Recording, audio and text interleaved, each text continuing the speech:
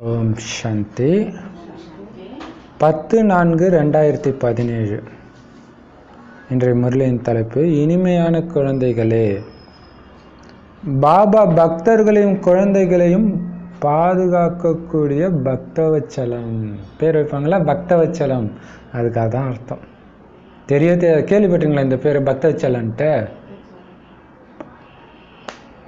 சரி. அப்போ பாதுகாக்கக்கூடியவர்னு அர்த்தம் போல இருக்கு. பக்தர்களை பாதுகாக்கக்கூடியவர் பக்தவச்சலம்.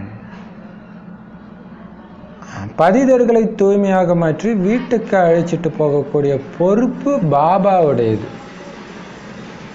குழந்தைங்களுக்கு கிடையாது. அது நம்மளால முடியுமா? ஆனால் நிறைய பேர் என்ன பண்ணாங்க, தர்மஸ்தாபர்கள் அழைச்சிட்டு போயிடுவாங்க இருக்குன்னு அவரை கடவுள் ஆக்கிட்டாங்க.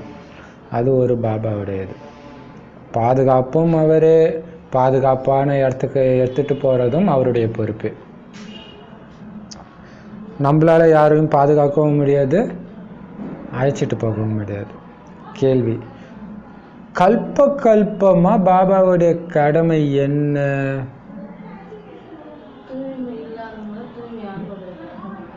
கடமை எந்த கவலை பாபாவுக்கு மட்டும்தான் இருக்குது. சரி, அது ஆக்சுவலாக தலைப்பு தான் இதோடைய பதில் நினைக்கிறேன். பார்ப்போம். பாபாவுடைய கடமை குழந்தைங்களுக்கு ராஜயோகத்தை கற்பித்து தூய்மையாக்குறது, எல்லோரையும் துக்கத்திலேருந்து விடுவிக்கிறது. தூய்மையானாலே ஆட்டோமேட்டிக்காக துக்கத்திலேருந்து விடுவிச்சிடுவாங்க. நான் சென்று என்னுடைய குழந்தைகளை சுகமுடையவர்களாக மாற்றணுங்கிற கவலை பாபாவுக்கு தான் இருக்குது. பரந்தாமத்துக்கு போய் என் குழந்தை துக்கத்தில் துடிக்குது, சுகமுடையவர்களாக மாற்றணும் அப்படின்னு தான் இந்த வழியை கற்றுக் கொடுக்குறாரு நமக்கு. அவரால் மட்டும்தான் விடுவிக்கவும் முடியும். குழந்தைங்களுக்கு இந்த கவலையும் கிடையாது, அவங்களால முடியவும் முடியாது. ஆனால் முடியும்னு நினச்சிட்டு தான் எல்லா மத தலைவர்கள்லேருந்து கம்யூனிஸ்டக்காரங்கள்லேருந்து என்னென்னமோ பண்ணி பார்க்குறாங்க துக்கத்திலேருந்து விடுவிக்கணும். ஆனால் அவங்க சொன்ன வழியே இன்னும் துக்கத்தை தான் கொடுக்குது இல்லையா? பாடல், முகத்தை பார்த்துக்கொள் மனிதா.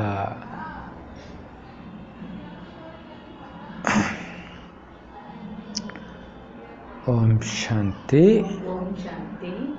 இதை யார் கேட்டுக்கிட்டு இருக்கிறது? யார் சர்வசக்திவான்னு சொல்கிறோமோ அந்த தந்தையே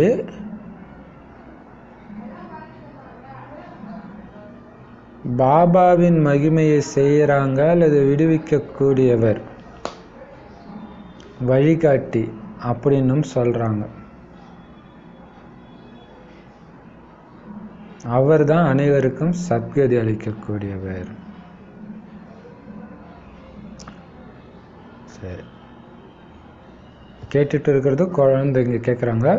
ஸோ யார் சர்வசக்திவான்னு நாம் சொல்கிறோமோ அந்த தந்தை, அந்த பாபாவுடைய மகிமையைத்தான் விடுவிக்கக்கூடியவர், துக்கத்திலேருந்து நம்மளை காப்பாற்றக்கூடியவர், சொர்க்கத்தின் வழிகாட்டின்னு சொல்கிறாங்க. ஏன்னா அவர் தான் எல்லோருக்கும் சத்கதி கொடுக்குறாரு. இவங்களை எனக்கு பிடிக்கும், இவங்களை பிடிக்காது, எல்லாருக்கும் கொடுக்குறாரு. ஆனால் பதவி உங்கள் முயற்சி இல்லையா? அவர் எல்லோருடைய துக்கத்தையும் நீக்கி சுகத்தை கொடுக்கக்கூடியவர், பரந்தாமத்தில் வசிக்கிறவர் அப்படின்னு நாம் புரிஞ்சுக்கிறோம். ஆனால் அஞ்ஞானத்தின் வசமாகி சர்வவியாபின்னு சொல்லிட்டாங்க. கடவுள் எங்கேயும் நிறைந்திருந்தால் ஏன் கூட்டம் ஒரு கோயிலில் மட்டும் உட்காந்துட்டு இருக்குது? இன்னைக்கு எல்லா இடத்துலையும் இல்லைன்றதுக்கு அதுதான் நிரூபணமே. ஏன் எங்கேயோ ஒரு இடத்துல இருக்கிறாங்க, அதோடைய நினைவாக கோயிலை கட்டி வச்சிருக்கிறாங்க. அஞ்ஞானத்தின் காரணமாக எங்கும் நிறைந்தவர்னு சொல்லிட்டாங்க. ஆனால் புரிஞ்சுக்கிறாங்க உண்மையில் அவர் அங்கே தான் இருக்காரு. அதனால தான் எல்லாம் ஆண்டவனுக்கு தான் தெரியும், எல்லாம் ஆண்டவனுக்கு தான் தெரியும் நான் சொல்கிறாங்க. எங்கும் நிறைந்தவர்னா இப்படி தானே காட்டணும், மேலே ஒருத்தன் இருக்கிறான் சொல்கிறாங்கல்ல. புரிஞ்சாலும் அஞ்ஞானத்தின் வசமாக எங்கும் நிறைந்தவர்னு சொல்லிடுறாங்க. எல்லா பக்தர்களுமே பாபாவுக்கு குழந்தைங்க தான். எல்லா குழந்தைக்குமே பாபா பகவான் தான் தந்தை.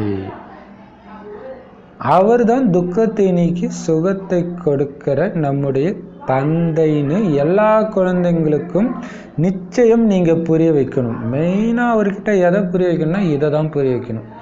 கடவுள் தான் நம்மளை காப்பாற்ற முடியும், வேற யாருமே காப்பாற்ற முடியாது. அதுக்கு என்ன பண்ணணும்? அவரை கரெக்டாக நினைக்கணும். அதை விட முக்கியம் அவர் நமக்கு யாருன்னு புரிஞ்சிட்டு நினைக்கணும். கடவுளை என்னென்னமோ பண்ணோம், அடகு குத்துறாங்க. இன்னைக்கெல்லாம் ரொம்ப ஃபேமஸ் இல்லை, தேர் பிடிச்சி இழுப்பாங்க, காவடி தூக்குவாங்க.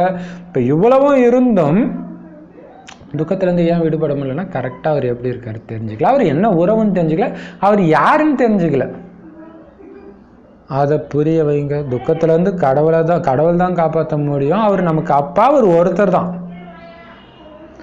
அவரு தான் பக்தர்களை காப்பாற்றுறதுனால பக்தவச்சலம்னு பாடப்பட்டிருக்கு. மற்றபடி இந்த பக்தவச்சலன்ற பேரை ஒரு குருவுக்கோ அல்லது சாது சன்னியாசிக்கோ கொடுக்கவே முடியாது.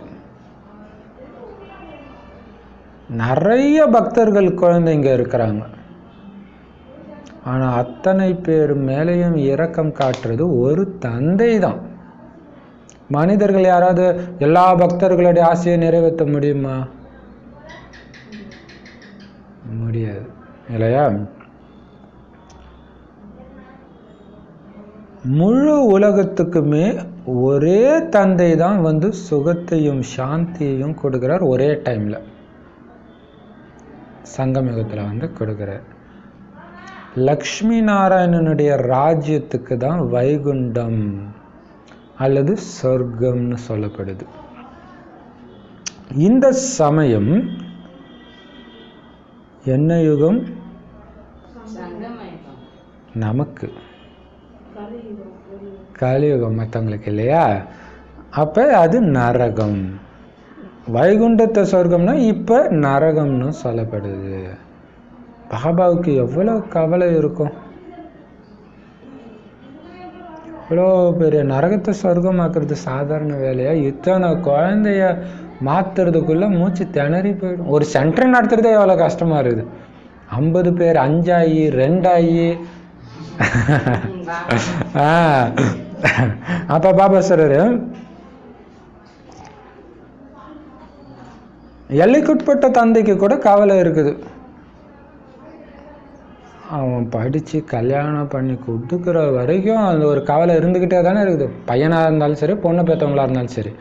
அப்போ இவர் எல்லைக்கு அப்பாற்பட்ட தந்தை. இவன் சரியில்லை, அவன் சரியில்லை, ஆனால் எல்லாரையுமே தங்கமாக மாற்றணும் அவர். அப்போ எவ்வளோ கவலை இருக்கும். பாபாவை ஏற்றுக்காத பக்தர்களுக்கும் கூட அவர் தான் நன்மை செய்யணும். வெறும் குழந்தைங்களுக்கு மட்டும் கூட கிடையாது. ஒரே ஒரு தந்தை தான் எல்லோருக்கும் நன்மை செய்யக்கூடியவர்னு எல்லோருக்கும் முதல்ல நீங்கள் தெரியப்படுத்தணும். நான் சென்று குழந்தைங்களை சுகமுடையவர்களாக மாற்றணுங்கிற கவலை அவருக்கு தான் இருக்குது. வேற யாரும் அந்த கவலையோட இங்கே வரல பூமிக்கு. மனிதர்களுக்கு ஆபத்து வரும்போது தான் எப்படிப்பட்ட மனுஷனும் கடவுளை நினைக்கிறான். கடவுளே இல்லைன்றவன் கூட ஆக்சிடென்ட்ல கண்டிப்பாக ஒரு வினாடி நினைப்பான். அதுக்கப்புறம் சரியானதுக்கப்புறம் திமிரில் நான் ஒன்றும் நினைக்கலன்னு சொல்லுவான், அது வேற விஷயம். ஆனால் துக்கம்னு வந்தால் கண்டிப்பாக இறைவனை நினைப்பாங்க. ஓ பரமபிதா பரமாத்மா காப்பாத்துங்க, மன்னிச்சிடுங்க அப்படின்னு கூப்பிடுறாங்க. துடிக்கிறோம், உன் வழியை மீறிட்டேன், காப்பாத்துங்க கூப்பிடுறாங்க இல்லையா? இப்போ கூப்பிட்டுட்டே இருக்கிறாங்க. இப்போ கூட கூப்பிடுறாங்க அங்கே முருகன் கோயிலில். ஆனால் நான் உங்கள் முன்னாடி உட்காந்துன்னு இருக்கிறேன். எப்படி சூப்பராக சடாக பாருங்க. உங்கள் முன்னாடி தந்தை உட்கார்ந்துட்டு இருக்கிறார். யார் முன்னாடி? குழந்தைங்க முன்னாடி. இப்போ எல்லாருமே பதிதமாகிட்டாங்கன்ற எண்ணம் எனக்கு இருக்காதா? நான் போய் எல்லோருக்கும் ராஜயோகம் கற்றுக் கொடுத்து தூய்மையாக மாற்றுவேன். ஒவ்வொரு கல்பத்திலையும் இது என்னோட கடமை தான். அதுக்கு தான் எல்லோரும் கூப்பிடுறாங்க.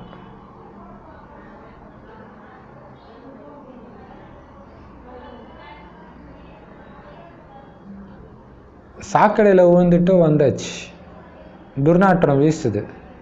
ஐயோ நாற்றம் அடிக்குதுன்னு நமக்கு சொல்ல தெரியுது, ஆனால் குளிக்கணும்னு தெரியல.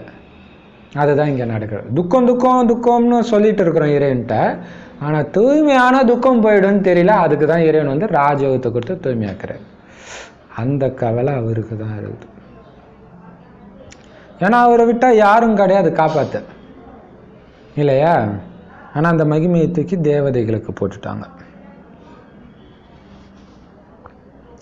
எல்லோரும் அழுக்காயிட்டாங்களேன்ற கவலை இருக்காதா? அவர் படைச்ச உலகத்தை குப்பையாக்கிட்டாங்களேன்னு அவர் கவலை இருக்கும் தானே? அதுக்கு தான் வர்றாரு. இப்போ பாருங்க, எல்லோரும் கூப்பிடுறாங்க. ஏன்? துக்கத்தில் தான் கூப்பிட்றாங்க. யாரும் அன்பில் கூப்பிடல. யாருக்கிட்டேயும் அந்த அன்பு இப்போ இல்லை. முழு உலகத்திலும் முழு கல்பத்திலும் இப்போ மட்டும்தான் உங்களுக்கு மட்டும்தான் இருக்குது பாபா மேலே அன்பு. எவ்வளோ பெரிய குஷிக்கான விஷயம் இல்லையா? இப்போ நீங்கள் தான் முழு நாடகத்தையும் புரிஞ்சுக்கிட்டீங்க. நான் உங்களை தூய்மையாக மாற்றுறதுக்கு வந்திருக்கிறேன். என்னுடைய விஷயங்களை, நான் சொல்கிற விஷயங்களை ஏற்றுக்குவீங்க தானே? எப்படி கேட்குறாரு பாருங்க. நான் யாருக்குமே என் மேலே அன்பு இல்லை. எப்படி சூப்பராக சொல்லுவேன், ஒரு மனுஷன் பேசுகிற மாதிரி இல்லை. என்னை யாருமே நேசிக்கல, நீ என்ன நேசிப்பியா? அப்படி கேட்குறாரு பாபா. ஏன்னா யார்கிட்டையுமே அன்பில் கூப்பிடுறாங்க குழந்தை, ஆனால் யாருமே அன்பாக என்னை கூப்பிடல. ஏன்னா அவங்களுக்கு தெரியாது, பாவம் நாடகம் தெரியல. ஆனால் உனக்கு தெரிஞ்சிச்சு இல்லை? துக்கத்துலேருந்து விடுபடுறதுக்கு தூய்மை ஆகணும்னு தெரிஞ்சிருக்கேன். அதுக்காக தான் நான் வந்திருக்கேன். அந்த தூய்மை ஆகிறதுக்காக நான் கற்றுக் கொடுக்குற விஷயத்தை ஏற்றுக்குவியா? செய்வியா? என் மேலே அன்பு இருக்கா? அப்போ என்ன பண்ணணும்? எல்லாரும் மேலே வச்சிருக்கிற அன்பை முதல்ல நீக்கு. நான் மாதிரி பாபா இல்லை. அப்போ பாபா சொல்கிறாரு, சன்னியாசிகள் கூட இந்த விகாரத்தை விட்டுடுறாங்க, உங்களுக்கு என்ன விடுறதுக்கு? சன்னியாசிகளுக்கு எதுவுமே கிடைக்கல, அவங்க தூய்மையாக இருக்கிறாங்க. அவங்களோடது எல்லைக்குட்பட்ட சந்நியாசம்தான். ஆனால் நம்மளுடைய சந்நியாசம் எல்லைக்கு அப்பாற்பட்ட சந்நியாசம். அதனால் எல்லைக்கு அப்பாற்பட்ட சுகம் கிடைக்குது. எந்த அளவுக்கு விடுறோமோ அந்த அளவுக்கு நமக்கு சுகமாக மாறுது. எதை சந்நியாசம் பண்ணுறோம்? முழு பழைய உலகத்தையும் சந்நியாசம் செய்கிறோம். இந்த பழைய உலகத்தில் எதுவுமே நம்மளை ஈர்க்கக்கூடாது. அது குருவி கத்தட்டும், குழந்தை கத்தட்டும், அழகான காட்சி இருக்கட்டும், எல்லாத்தையும் சந்நியாசம் செஞ்சுட்டேன் நான். பாபா எவ்வளவு அழகாக புரிய வைக்கிறாரு. பிரஜாபிதா பிரம்மா குமாரிகள் நடைமுறையில் இருக்கிறாங்க இப்போ, பிரம்மாவுடைய குழந்தைங்க. அதனால்தான் போர்டில் என்ன போட்டிருக்கு? பிரஜாபிதா பிரம்மா குமாரிகள் ஈஸ்வரி விஸ்வவித்யாலயான்னு போட்டிருக்கு. எவ்வளவு நிறைய குழந்தைங்க இருக்கிறாங்க. எல்லாருமே மம்மா பாபா அப்படின்னு தான் சொல்கிறாங்க. அப்போ இது என்ன ஆச்சு? பேர் பிரம்மா குமாரிகள், அதாவது பிரம்மாவுடைய குழந்தைங்க. கூப்பிடுறது அப்பா அம்மா. அப்போ இது என்ன? குடும்பம் இல்லையா? காந்தியை கூட தேசப்பிதா தேசத்தந்தைன்னு சொல்கிறாங்க. அவரு பாரதத்துக்கு தந்தையாக இருந்தார். அதனால் ஆனால் உலகம் ஃபுல்லாக அவரை ஒன்றும் தந்தைன்னு சொல்ல மாட்டாங்க. பாரதத்துக்கு மட்டும்தான் அவர் அப்பா. ஆக்சுவலாக பாரதத்துக்கே பாபா தான் அப்பா. இங்கே தானே வராரு இல்லையா? தூய்மையற்ற பாரதத்துக்கு இவர் அப்பா, தேசப்பிதா. அப்பயும் முழு உலகத்தினர் ஏற்றுக்க மாட்டாங்க. ஏன்னா முழு உலகத்துக்கான அப்பா ஒருத்தர் தான். ஏன்னா அந்தந்த நாட்டுக்கு ஒவ்வொரு அப்பா வச்சுக்கலாம். பட் எல்லாருக்கும் ஒரு அப்பானா, பிதாக்களுக்கெல்லாம் பிதானா ஒரு சிவ தந்தை. அந்த தந்தை சொல்றாரு, என்ன சொல்றாரு? இந்த காமம் மிகப்பெரிய எதிரி, இதன் மீது முழுமையான வெற்றி அடையுங்கள். இதுல எந்த சுகமும் இல்லை அப்படின்னு சொல்றார். அதான் பாபா சொல்றார், நான் ஒன்று தூய்மையாக்க வந்திருக்கேன். அதாவது பாபா கொடுத்த சுகத்துக்கு கம்பேர் பண்ணும்போது காமம் ஒன்றுமே கிடையாது. ஆனால் உலகத்தில் காமம் தான் சுகம் நினச்சி நிற்கிறாங்க. ஆனால் இறைவன் கொடுத்த அந்த ஆத்ம சுகத்தை அனுபவம் செய்யறதுக்கு மிகப்பெரிய எதிரி யாரு? காமம். அப்போ என்ன பண்ணுறது? இதுதான் இருக்கிறதுலே மனிதனுக்கு தெரிந்த மிகப்பெரிய சுகம். இப்போ அதான் பாபா சொல்றாரு, இதை நீ விட்டாதான் நான் கொடுக்குற சுகத்தை உன்னால் அனுபவமே பண்ண முடியும். இப்போவே ஒரு மாதாஜி பார்த்தீங்கன்னா, இந்த சாது சன்னியாசிகள்லாம் தூய்மையாக இருப்பாங்க. அவங்க அந்த குண்டலினி சக்தியை ஏற்றணும் அப்படின்ட்டு என்னென்னமோ பண்ணுவாங்க. ஆனால் வேதத்தில் இருக்குது அப்படியே உடம்புக்குள்ளே அப்படியே பாம்பு மாதிரி வரும்ன்ட்டு. ஆனால் நம்ம மாதாஜி ஒருத்தங்களுக்கு அவங்க எந்த அடையோகமும் பண்ணல, வெறும் பாபா என்ன பண்ணாங்க, வெறும் 6 மாதம் குழந்தை தான், அப்படியே குடுகுடுன்னு பாம்பு ஏறுற மாதிரி ஏறுதான் சருண். அவங்களுக்கு பயம் வந்துடுச்சு. தூய்மையுடைய பவர் இல்லையா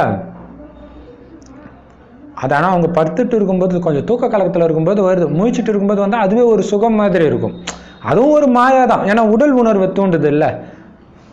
அதான் பாபா சொல்றாரு, அப்போ காமத்தை விட்டாதான் அந்த சுகத்தை அனுபவம் செய்ய முடியும். அந்த குண்டலினி சக்தி அது பயங்கர பரவச நிலை வரும்ட்டு அதுக்காக தான் எல்லாம் முயற்சி பண்ணுறாங்க. ஆனால் நமக்கு அதுக்கும் மேலே ஒரு சுகம், உடலே நமக்கு தேவையில்லை இல்லை, அந்த மாதிரி சுகம்.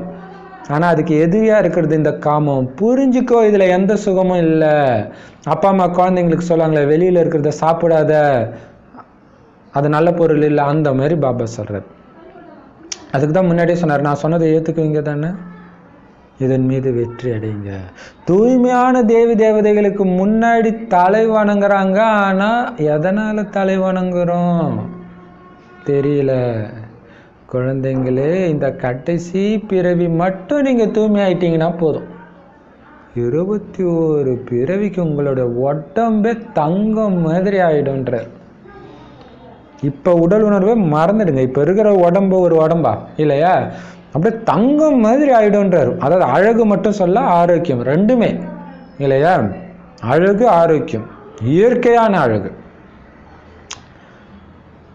அதனால இந்த ஒரு பிறவி தூய்மை. அப்போ பாருங்க, அப்போ தேவதைகள் அவ்வளோ அழகாக அலங்காரம் பண்ணுறாங்க, பார்க்குறதுக்கு அவ்வளோ அழகாக இருக்கிறாங்க. ஆனால் அதுக்கெல்லாம் காரணமாக இருந்தது தூய்மைன்னு அவங்களுக்கு தெரியல.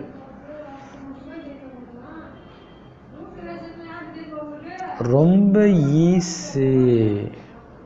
தங்கம் மாதிரி உடல் உங்களுக்கு அடுத்த பிறவியிலேருந்து கிடைக்கிறது ரொம்ப ஈஸி. எப்படி கிடைக்கும்? தூய்மை ஆகிட்டிங்கன்னா டக்குன்னு கிடச்சிடும். ஆனால் மாயா ஏமாத்திடுது, டக்கு டக்கு டக்கு டக்கு டக்குன்னு ஏமாற்றி விழ வச்சிடுது. அந்த மாதிரி சக்தி வாய்ந்தது மாயா இல்லையா. 2 நிமிஷம் டிவியை பார்த்துட்டு இருந்தீங்கன்னா பாபா சொன்னதெல்லாம் பொய்யோன்னு தோண ஆரம்பிச்சிடும் இல்லையா. அந்த மாதிரி மாயாவுடைய ரூபம் கவர்ச்சி. இப்போ 24 மணி நேரம் டிவியில் இருந்தால் நீங்கள் எவ்வளோ நேரம் டிவி முன்னாடி இருக்கீங்க இல்லையா? கம்மியா? சரி. இப்போ பாபா சொல்கிறாரு, எப்படியா இருந்தாலும் ஏமாற்றிடும். இப்போ பாபா சொல்கிறாரு, ஒருவேளை 4-6 மாதம் தூய்மையாக இருக்கிறாங்க, இருந்தாலும் இடுப்பு உடஞ்சி போயிடுது. அப்படின்னா என்ன அர்த்தம்? தூய்மை இடுப்பு அடிச்சு உடச்சிடறான் நம்ம மாயா. நிப்பியா நீ ஸ்ட்ராங்க, தூய்மை அவனுக்கு அப்படின்ட்டு அனுமார் இப்படி நிற்கிறாருல்ல, இடுப்பை உடச்சிடறான்னா மாயா. பாபா முந்தைய கல்பத்தை மாதிரி இப்பயும் புரிய வச்சிட்டு இருக்கிறாருன்னு உங்களுக்கு தெரியுது. கௌரவர்கள் பாண்டவர்களை சகோதரர்களாக காமிக்கிறாங்க, வேற ஒரு ஊர் அல்லது தேசத்தினர் கிடையாது. பதித பாவனர் தந்தை அழிவற்ற கண்டம் பாரதத்துல தான் வராரு. இதுதான் அவருடைய பிறப்பிடம். சிவ ஜெயந்தியும் கொண்டாடுறாங்க. நிராகார் சிவ பரமாத்மா ஜென்மம் எடுத்ததும் அவருடைய பெயர் சிவன். சரீரம் கிடையாது. மற்ற எல்லோருக்கும், பிரம்மா விஷ்ணு சங்கருக்கு கூட உடல் இருக்குது. உயர்ந்ததிலும் உயர்ந்தவர் பகவான், அவரு தான் இந்த பிரம்மா உடலுக்குள்ள பிரவேசமாகிறார். ஆனால் எப்போ வந்தார், எப்படி வந்தார், யாருக்குமே இது தெரியாது. ஆனால் இந்த பிறந்த நாளை கொண்டாடுறது எங்கே? பாரதத்தில் தான் கொண்டாடுறாங்க. மகாபாரதத்துலேயும் பேரே மகாபாரதம். கௌரவர்களும் பாண்டவர்களும் அண்ணன் பசங்க தம்பி பசங்க இல்லையா? ஸோ சகோதரர்களாக காட்டுறோம், வெவ்வேறு நாட்டு சார்ந்தவங்க கிடையாது. அந்த இடத்துல தான் கீதை போதிக்கப்படுது. அப்போ அவங்களுக்குள்ளே போதிக்கப்படுதுன்னா அப்போ பேரே மகாபாரதம். ஸோ பாரதத்தில் தான் அது நடக்குது. அதான் பாபா சொல்ல, இப்போ பாரதத்தில் தான் இறைவன் வர, இறைவனுடைய ஜென்ம பூமி. ஆனால் உடல் எடுக்கலை, ஆத்மாவாகவே இங்கே வந்து நடிச்சிட்டு போகிறதுனால தான் அவருக்கு லிங்க வடிவத்தில் பூஜை, ஆத்ம ஒளி ரூபத்தில் இல்லையா? ஏன்னா அவருக்கு சரீரம் கிடையாது. உலகத்திலே சரீரம் இல்லாத ஒரே ஆத்மா பாபா மட்டும்தான். பிரம்மா விஷ்ணு சங்கர் கூட சூக்ஷ்ம உடல் இருக்குது, சூக்ஷ்மாதனத்தில். ஸோ எல்லாருக்கும் உடல் இருக்குது. இதில் பாருங்களேன், சூப்பரான விஷயம். மனித சிருஷ்டியில் உயர்ந்தவர் யார்? மனித சிருஷ்டியில் பிரம்ம பாபா இல்லையா? பிரம்ம பாபா உயர்ந்தவர் தான். பட் ஸ்தூல பிரம்மா உயர்ந்தவரா, சூக்ஷ்ம பிரம்மா உயர்ந்தவரா? சூக்ஷ்மம், அதுதான் பவர் இல்லையா? இதை விட அது அட்வான்ஸ் ஸ்டேஜ். அவரை விட உயர்ந்தவர் யார்? சிவபாபா. அப்போ எதை வச்சு உயர்ந்தவர் ஆகுறாங்க? இந்த உடம்பை விட்டுட்டாங்க, அவர் உயர்ந்தவர் ஆயிட்டார் பிரம்ம பாபா. அந்த உடம்பும் இல்லாமல் இருக்கிறார் சிவபாபா உயர்ந்தவர். அப்போ சிவபாபாவுக்கு சமமாக ஆகணும், என்ன ஆகணும்? எல்லா உடம்பையும் மறந்துடுங்க ஆயிடுங்க. அதுதான் அந்த உடல் உணர்வு தான் மாட்ட வைக்கிறதே நம்மள. அவர் பிரவேசமாகிறார், ஆனால் எப்படி வந்தாருன்னு யாருக்கும் தெரியாது, எப்போ வந்தாருன்னு யாருக்கும் தெரியல. ஆனால் இங்கே தான் வந்திருக்கார். அதனால தான் பாரதத்தில் சிவஜெயந்தி கொண்டாடுறாங்க. பாரதத்தில் அதாவது கோயில்கள் வந்து உலகம் ஃபுல்லாக இருக்குது தான், இந்து கோயில்கள் இருந்தாலும் எல்லா இடத்தையும் விட பாரதத்தில் தான் பெருசாக இருக்குது கோயில். ஆக்சுவலாக நிறைய எல்லா நாட்டிலையுமே சிவன் கோயில் இருக்குது. எப்போ இருக்குன்னா அந்த நாட்டில் இருக்கிற மதம் வர்றதுக்கு முன்னாடியே கட்டின கோயிலாக இருக்கும். இப்போ எல்லாம் இங்கேருந்து போனவங்க அப்படின்ட்டு இருக்குது. இதுலேயும் லிங்கம் வைக்கப்பட்டிருக்கு. அதனால சிவன் நிச்சயம் வராருன்னு நீங்க புரிய வைக்கணும்.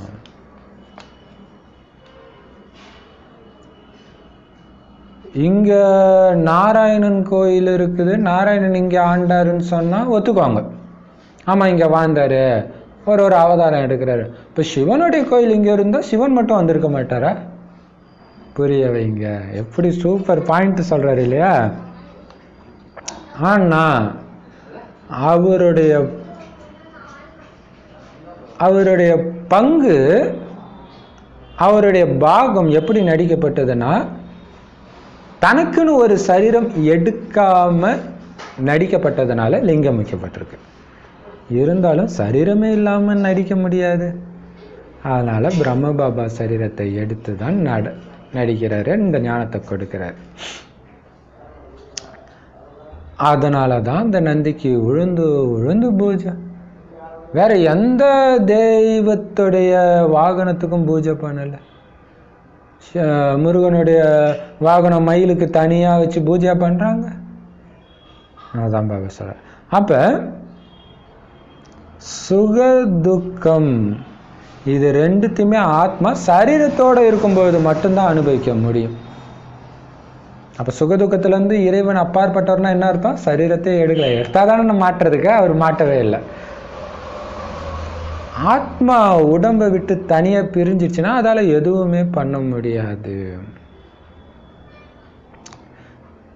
சிவபாபா ஏதாவது கண்டிப்பா செஞ்சிருப்பார். அதனாலதான் இவ்வளவு மகிமை, இவ்வளவு கோயில்கள். என்ன பண்ணாரு? அவரு தான் பதித்த பாவனர். ஆனா எப்படி வந்து பாவனமா ஆக்குனாரு அது மட்டும் யாருக்கும் தெரியாதனால கங்கையில குளிச்சாலே தூய்மை ஆயிடும்னு நினைச்சுக்கிறாங்க. அப்புறம் கடவுள் வந்து தூய்மையாக்குறான்னு தெரியாத காரணத்தினால இல்லையா? ஸோ தண்ணியில முக்குனாலே தூய்மை ஆயிடுவீங்கன்றது கிறிஸ்தவ இஸ்லாமிய மதத்துலையும் அப்படியும் அதுலயும் ஞான ஸ்நானம், தண்ணியில குளியல் முக்கிய எடுக்கணும். ஆனால் அதுபடியெல்லாம் தூய்மையாகாது, இறைவன் தான் வந்து தூய்மையாக்குவார். எந்த உடம்புல வந்து நடிக்கிறார் பாபா? சாதாரண வயோதிக சரீரம். அதனால தான் பிரம்மா மூலமாக ஸ்தாபனைன்னு பாடுறாங்க. புது உலகத்தை படைக்கிறது யாரு? யார் மூலமா படைக்கிறாரு? பிரம்மா மூலமாக என்ன படைக்கிறாரு? உலகத்தை படைக்கிறார். முதல்ல யாரை படைக்கிறாரு? அதுக்காக அதான் பிரம்மா மூலமா யாரை படைக்கிறாரு? அதுக்கு முன்னாடி லக்ஷ்மி நாராயணன், அது ஓகே, பிராமணர்களை படைக்கிறார். அப்போ பிராமணர்களே புது படைப்பு தான் இல்லையா? இப்போ புது படைப்புக்கு பழைய உலகத்தோட எந்த தொடர்பும் இருக்கக்கூடாது, அந்த சமஸ்காரமே இருக்கக்கூடாது இல்லையா? இப்போ பாபா சொல்றாரு, அப்போ பிரம்மா மூலமாக புது உலகம் ஸ்தாபனை ஆகுது, தூய்மையான உலகம் படைக்கப்படுதுன்னா அழுக்கான உலகத்தில் பிரம்மா திடீர்னு எங்கேருந்து வந்தாரு?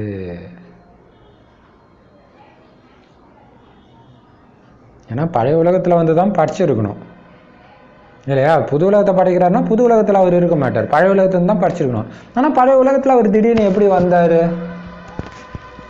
எப்படி வந்தார்? பரமாத்மா சொல்றாரு, எனக்கு சரீரம் இல்லை, நான் இவருக்குள்ள கலியுகத்தில் வாழ்ந்துட்டு இருந்த ஒரு மனுஷனுக்குள்ள பிரவேசமாகி அவரை பிரம்மா வைக்கிட்டேன். அவருக்குள்ள வந்ததுக்கப்புறம் தான் அவர் பேர் பிரம்மா. ஆனால் உள்ள வந்த ஒரு பேர் என்ன? சிவன். வந்து என்ன சொல்றாரு?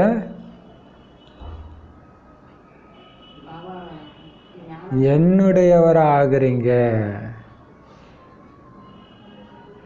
நீங்க வந்து என்னுடையவரா ஆகுறீங்க. அப்போ உங்களுடைய பேரும் மாறுது. என்ன உங்களுடைய பேரு? பிகே சேர்த்து வருது இல்லையா? கரெக்ட், பிராமணர்கள். இப்போ பேர் மாறுது. அது இல்லாமல் பாபா பேரே கூட வச்சாரு நிறைய பேருக்கு. எப்படி சாது? அப்போ அது என்ன அர்த்தம்னா, புது பழைய உலகத்துக்கும் எங்களுக்கும் சம்மந்தம் இல்லை, அப்பாவே தூக்கி போட்டோம், அப்பா மூலமாக தானே ஜென்மம் எடுப்போம். இப்போ பிகேன்னு போட்டுக்கிட்டிங்கன்னா என்ன அர்த்தம்? அடுத்த ஜென்மம் வந்துடுச்சுன்னு அர்த்தம். புரியுதா? அடுத்த ஜென்மம் வரும்போது தானே இன்ஷியல் மாறும் எல்லாருக்கும். நான் வேற ஜென்மம் எடுத்துட்டேன், செத்துட்டேன், சாகலையான்னு மாத்தாச்சு கேட்டாங்க பாங்க. அதுதான் இப்போ பாபா சொல்றாரு, சன்னியாசிகள் கிட்ட போய் சிஷ்யராக சேரும் பொழுது, சன்னியாசம் செய்யும் பொழுது கூட அவங்களுக்கும் பேர் மாற்றி வைப்பாங்க, ஸ்ரீன்னு போட்டு ஏதோ வைப்பாங்க. இப்போ பாபா உங்க எதிரில் வந்திருக்கிறாரு.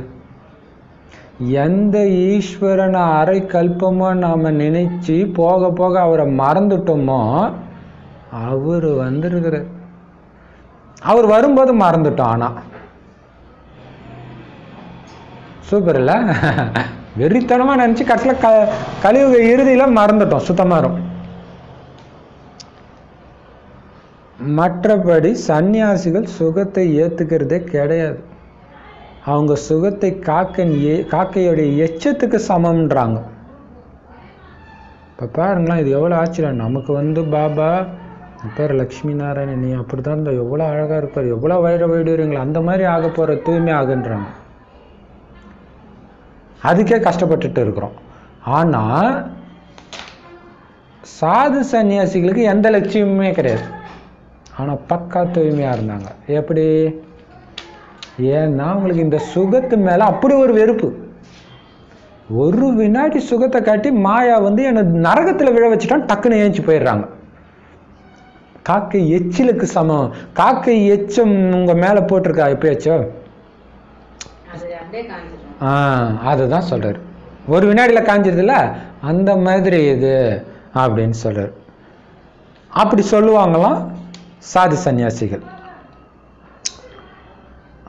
அதனால அவங்க எங்களுக்கு இந்த சுகமும் வேணாம், சொர்க்கமும் வேணாம், முக்தி போதும். அவங்களுடைய எய்மெல்லாம் என்னது? முக்தி தான். அப்ப பாபா சொல்றாரு, சொர்க்கம்ங்கிற பேர் பிரசித்தமா இருக்குது. யாராவது செத்துட்டா கூட சொர்க்கத்துக்கு போயிட்டாங்கன்னு சொல்றாங்க. புது உலகத்துக்கு சுகதாமம்னும் பழைய உலகத்துக்கு துக்கதாமம்னும் சொல்லப்படுது. அப்போ பாபா சொல்கிறாரு, அவங்க சொர்க்கத்தை ஏற்றுக்காததுனால சொர்க்கம் ஒன்று இல்லாமல் போயிடாது. ஏன்னா சொர்க்கன்ற பேர் ஃபேமஸாக தான் இருக்குது. வைகுண்ட இல்லையா, பெருமாள் பக்தர்களுக்கெல்லாம் சொர்க்கம், சிவனுடைய பக்தர்களுக்கு முக்தி. ஆனால் ரெண்டுத்தையுமே சிவன் தான் கொடுக்குறான்னு தெரியல. இப்போ பாபா சொல்கிறாரு, புதுசாக இந்த உலகம் படைக்கும்போது அதில் சுகம் மட்டும்தான் இருக்கும், அதனால் அது சுகதாமம். பழசாகும்போது துக்கம் இருக்குது, துக்கத்தை மட்டுமே நீங்கள் பார்க்கறதுனால தான் சொல்கிறீங்க காக்கை எச்சிலுக்கு சமம் சுகம்ன்ட்டு. ஏன்னா உண்மையான சுகத்தை நீங்கள் பார்த்தது கிடையாது. பாபா இவ்வளவு புரிய வைக்கிறாரு, குழந்தை மாதிரி கிளிப்புள்ள மாதிரி திரும்ப திரும்ப உங்களுக்கு புரிய வச்சுட்டு இருக்கிறாருன்னா, நாம் ஏன் பரிபூரணமாக அவருடைய வழிபடி நடக்கக்கூடாது? ஏதோ கொஞ்சம் மட்டும் நடக்கிறது ஏன் இப்படி? எவ்வளோ அழகாக புரிய வைக்கிறாரு. அந்த பக்கம் போகாத, கண்ணை மூடிட்டு இப்படியே போக வேண்டியதானே, ஏன் அந்த பக்கம் போயிட்டு போயிட்டு போயிட்டு உதவாங்கிட்டு இங்கே வர இல்லையா? அனைவருக்கும் முக்தியையும் ஜீவன் முக்தியையும் கொடுக்கறதுக்காக தான் பாபா வந்திருக்கார். பாபாவுடைய நடிப்பு குழந்தைங்களுக்கு ஆஸ்தி கொடுக்கிறது. ஆக்சுவலாக முக்தியுமே கூட ஒரு ஆஸ்தி தான். நரகத்திலேருந்து விடுவிக்கிறதே பெரிய ஆஸ்தி தானே. ஸோ ரெண்டுமே கொடுக்க வர்றார், முக்தி ஜீவன் முக்தி. ஏன்னா அவருடைய நடிப்பே இந்த பரிசை குழந்தைங்களுக்கு கொடுக்குறது, சொத்து கொடுக்கறது தான். அதனால்தான் அவர் அப்பா. நிராகார் படைக்கக்கூடியவர் தந்தை கிட்ட இருந்து ஆஸ்தி நமக்கு எப்படி கிடைக்கிது அப்படின்னா உங்களுக்கு மட்டும்தான் தெரியும். அவர் உடலற்றவர், ஆனால் சொத்து கொடுக்குறார். எப்படி கொடுக்குறாரு? உலகத்தில் யாருக்குமே தெரியாது, யாருக்குமே தெரியாது. எல்லாரும் அவங்கவுங்க மதத்தை உருவாக்கிய தர்மஸ்தாபர்கள் சொன்ன வழியை கேட்டால் அப்பாவுடைய சொத்து கிடச்சிடும்னு நினச்சிக்கிறாங்க. ஆனால் அப்படி கிடையாது. இறைவன் கொடுக்குற வழியை இறைவன் வந்து கொடுப்பார், அப்போ தான் அவங்களுக்கு கிடைக்கும். ஏன்னா இறைவன் கொடுக்குற வழியினால சண்டை நடக்காது, ஆனால் அவங்க உருவாக்கிய மதங்கள்னால சண்டை தான் வருது இல்லையா? என்னுடைய அறிமுகம் எங்கேருந்து உங்களுக்கு கிடைக்குது?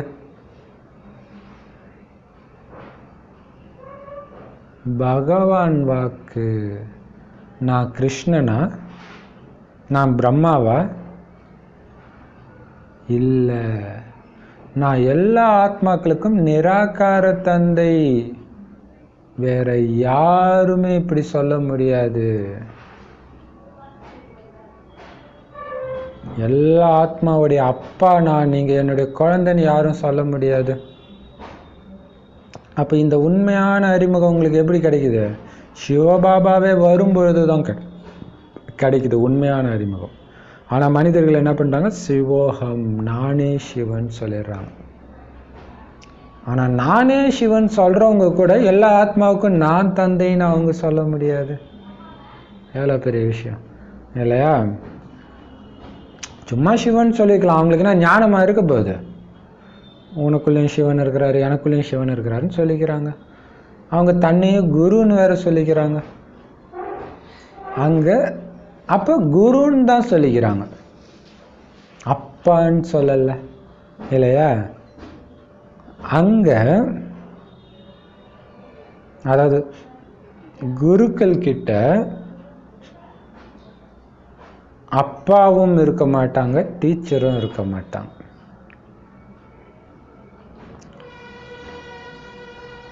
அப்பானும் யாரையும் சொல்ல முடியாது, டீச்சர் ஞானமும் அவர் கொடுக்க மாட்டார். உடனடியாக குரு கிடைச்சிட்டாங்க, டைரக்டாக குரு. ஆனால் இங்கே முதல்ல அப்பாவாகி குழந்தைய தத்தெடுக்கிறார், டீச்சராகி தினம் தினம் ஞானம் சொல்கிறார். குரு பாட்டு கடைசியில் உங்களுக்கு கூட்டு போகிறாரு பாருங்க இல்லை? அங்கே எடுத்த உடனே குருன்றாங்க. ஆனால் இங்கே தான் முறையான ஞானம் கிடைக்கிது. இங்கே உங்களுக்கு அப்பா, டீச்சர், குரு மூணு பேருமே நான் ஒருவனே. முழு அழுக்கான உலகத்தையும் எப்படி தூய்மையாக மாற்றி இருப்பாருன்னு அதிசயப்பட வேண்டாமா? நினச்சி பார்க்கவே எவ்வளோ ஆச்சரியமாக இருக்குது. இப்பயே கூட நினச்சி பாருங்களா, 20 வருஷத்துக்குள்ளே இது சொர்க்கம் ஆயிடுமா, தேவதையாக இருப்போமா? நினச்சி பார்க்க எவ்வளோ ஆச்சரியமாக இருக்குது. இல்லையா? ஏன்னா உலகம் ரொம்ப மோசமாக தான் போயிட்டு இருக்குது. அதுதான் சிந்தனை செய்யணும்.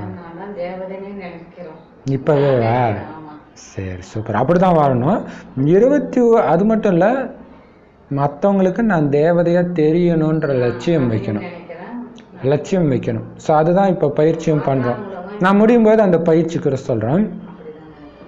என்ன அப்படின்னா ஒன்றும் கிடையாது. சிவபாபாவோட நான் இணைஞ்சிருக்கிறேன். நான் தான் அந்த ஸ்ரீநாராயணன்.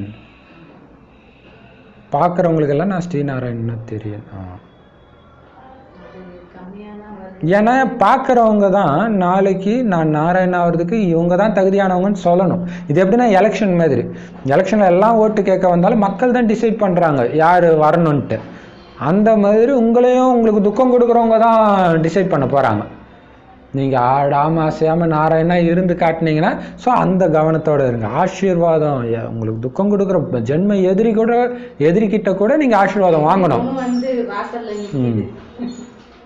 எதுக்கு? சூப்பர் இல்லையா? ஸோ அதுதான் நம்ம லட்சியமாக இருக்கணும். அன்புனால பலியாக்கணும், அகங்காரத்தினால கிடையாது. இப்போ பாபா சொல்கிறாரு, அப்போ ஆச்சரியப்பட வேண்டாமா, முழு உலகத்தையும் எப்படி தூய்மையாக மாற்றினார் பாபான்ட்டு. 21 பிறவிக்கு ஆஸ்தி கொடுக்கக்கூடிய அந்த சிவ தந்தையின் வழிப்படி நடங்க. மாயை உங்களுடைய எதிரி. இவர் சொல்கிறத கேளுங்க. இன்னொருத்தர் கேட்காட்டினாலும் அவர் பக்கம் இழுத்துட்டு போயிடாது. புரிஞ்சுக்கோங்க, அவர் எதிரி, மிகப்பெரிய எதிரி மாயை.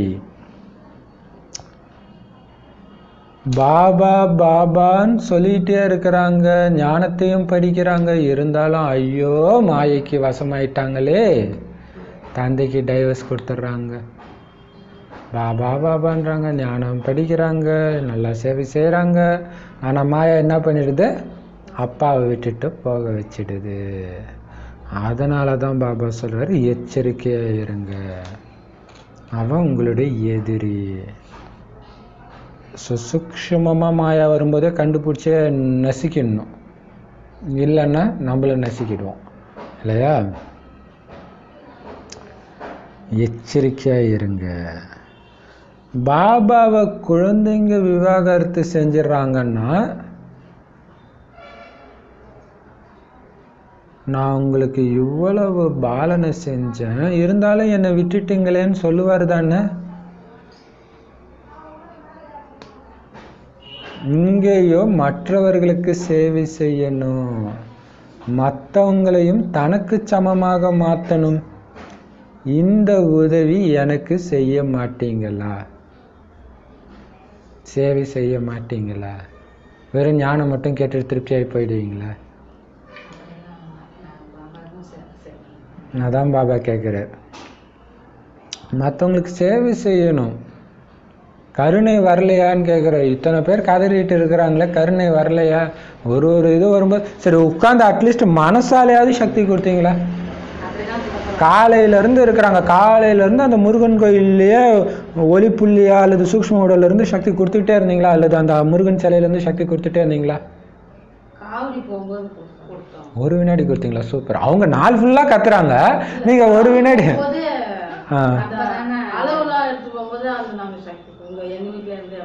சரி, இப்போ பாபா சொல்றாரு, இந்த உதவி எனக்கு செய்ய மாட்டீங்களா? எனக்கே டைவர்ஸ் கொடுத்து என் பேரையே கெடுத்துடுறீங்க. நம்ம சொல்லுவோம், இங்கே வாங்க பயங்கர அன்பு இருக்கும், அமைதி இருக்கும், பவர்ஃபுல்லாக இருக்கும் அப்படின்னு ஒருத்தருக்கு அறிமுகம் கொடுப்போம். அவர் சொல்லுவார் 50 வருஷம் இருந்தவங்களே விட்டுட்டு போயிட்டாங்கன்னுவாங்க. அப்போ பாபா கெட்ட பேர் தானே? அவர் 50 வருஷம் வந்தவரை பார்க்குறாரு, 50 வருஷம் இருந்தாங்க, அவங்களே விட்டுட்டு இப்போ வேற யோகத்தில் இருக்கிறாங்கன்னாங்கன்னா அப்போ பாபா கெட்ட பேர் தானே?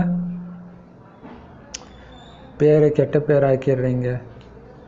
எவ்வளோ கஷ்டமாக இருக்குது. பாபா சொல்கிறார் எவ்வளோ கஷ்டமாக இருக்குதுன்ட்டு. எவ்வளோ என்ன மாதிரி வார்த்தை? பாபா சொல்கிறார் எவ்வளோ கஷ்டமாக இருக்குதுன்ட்டு. கண்ணுக்குள்ளே வச்சு வளர்க்குறாரு, டைவர்ஸ் கொடுத்துட்டு போயிடுறீங்களே, எவ்வளோ கஷ்டமாக இருக்குது. ஒன்றும் அறியாத பெண்கள் மீது எவ்வளோ கொடுமைகள் செய்கிறாங்க. ஞான யஜ்யத்தில் தடைகள் ஏற்படுது. மாயை எவ்வளவு புயலை கொண்டு வருகிறது. பக்தி மார்க்கத்தில் இது நடக்கிறது கிடையாது. சூப்பராக சொல்கிறார். இது ஆனால் உண்மைதான். அதாவது நீங்கள் சேவை செய்ய மாட்டீங்களா, பேரை கெடுக்கிறீங்களேன்றாரு. சேவை செய்யறதுக்கு தடையும் பண்ணுறாங்க பாபா குழந்தைங்களே. அப்போ பாபா டைவர்ஸ் பண்ணிட்டாங்கன்னு தான் அர்த்தம். நானும் பண்ண மாட்டேன், நீயும் பண்ணாத அப்படிங்கிற மாதிரி. யாரை கேட்டு பண்ண, உன்னை யாரையா பண்ண சொன்னது? அப்படியெல்லாம் பண்ணுறாங்க. இதெல்லாம் நேரடியாக பார்க்குறோம் வெவ்வேறு ஊருக்கு போகும்போது. அப்போ பாபா சொல்கிறார் கஷ்டமாக இருக்குது பார்க்க. பாபாவே சொல்கிறார் கஷ்டமாக இருக்குதுன்ட்டு. எவ்வளோ பெரிய விஷயம், பேருக்கு எடுக்கிறீங்க. அப்போ ஒன்றும் தெரியாத பெண்கள் மேலே எவ்வளோ கொடுமை செய்கிறாங்க அப்படிங்கிறார். ஏன்னா அந்த காலத்தில் போன வாரம் கூட ஏதோ ஒரு பில்டிங்க்கு தீ வச்சாங்கன்றார். அந்த காலத்தில் இப்போ பெண்கள் இருக்கிற இடத்துல வந்து அந்த மாதிரி அடாவடி பண்ணாங்க. இதெல்லாம் யார் பண்ணுவாங்கன்னா பாபா குழந்தைங்களே பண்ணுறது. பாபா விட்டு போனதுக்கப்புறம் தேவையில்லை அப்படின்னு சுகபோகமாக இருக்கிறாங்க அப்படின்னா அதுக்கு தடையாக சேவையாக அவங்களுக்கு பெரிய தடையாக இருக்கும். அப்புறம் அவங்க நல்லா சேவை செய்கிறாங்க, நீ எதுக்கு இருக்கிற நாளை கேட்டுறக்கூடாது இல்லை. அதனால் என்ன பண்ணுறது, அவங்கள தடுத்து நிறுத்துறது, அந்த மாதிரி பண்ணிட்டு இருக்கிறது. அப்போ பாபா சொல்ல இந்த ஞான யஜ்யத்தில் தான் தடை ஏற்படுது. மாயா எவ்வளோ புயலை கொண்டுட்டு வருதுப்பாங்க. பக்தி மார்க்கத்தில் இது நடக்கிறது கிடையாது. முருகன் கோயிலில் வந்து வேற ஏதோ ஒரு ஊரில் வந்து முருகன் பக்தர் வந்து முருகனை பற்றி சொன்னால் யாரும் எதுவும் தப்பு சொல்கிறது இல்லை. ஆனால் நம்ம ஊரில் தான் என்ன ஆகுது, நீ எப்படி அந்த ஊரில் இருந்து இங்கே வந்து சொல்லலாம்? இப்படியெல்லாம் நடக்குது. அந்த மாதிரி புயல்லாம் பக்தியிலலாம் நடக்கிறது இல்லை, எங்கேயுமே நடக்கிறது இல்லை. இந்த அதிசயம் இங்கே தான் நடக்குது இல்லையா? பாபா சொல்றார் கஷ்டமாக இருக்குது. ஆனால் புத்திசாலி குழந்தைகளே இல்லை, எல்லாத்தையும் யுக்தியாக பண்ணி பாபா சொல்ற என்ன வேணாலும் புயல் வரட்டும், சேவையை விடாது. நான் விளம்பர பலகை வைக்க சொல்கிறேன், நீ வை சொல்கிறார் பாபா. ஏன் வைக்கல, நான் சொல்லிகிட்டே இருக்கிறேன். சொல்கிறது நான் தானே, இல்லை வைக்கக்கூடாதுன்னு சொல்கிறாங்க. நான் பாபாவா அவங்க பாபா உங்களுக்கு இல்லையா? பாபா வழிபடி தான் நடக்க சொல்கிறாரு. இப்போ பாபா சொல்ற புத்திசாலி, ஆனால் புத்திசாலி ஏன்னா மாயா சூத்ர குணம் பாபா குழந்தைங்க கிட்ட அதிகமாகவே இருக்குது. ஸோ அது என்ன பண்ணும், என்ன வேணாலும் பண்ணும். அதனால் ஜாக்கிரதை இருக்கணும். புத்திசாலி குழந்தைகளே, நீங்கள் என்னுடைய வழிபடி நடங்க, அதில் தான் சேஃப்டி இருக்கு இல்லையா? பணிவாக இருக்கணும், நீங்கள் திருப்பி துக்கம் கொடுக்கூடாது, அது ஒன்று இருக்குது. உங்களுடைய பகைவராகவே இருந்தாலும் உங்களுக்கு துக்கம் கொடுக்கணுன்ற எண்ணமே வரக்கூடாது. உங்களுடைய மனம்ன்ற கண்ணாடியில் நான் எந்த பாவமும் செய்யலை தானேன்னு செக் பண்ணுங்க.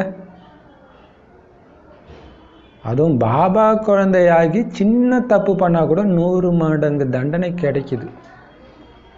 தெரிஞ்சே தான் பண்ணுறாங்க. அவங்க முடிவு பண்ணிட்டாங்க நான் நாராயணன் ஆக போகிறது இல்லைன்ட்டு. நீ ஆகிடுவியா, வா பார்த்துக்கிறேன் அப்படின்ட்டு.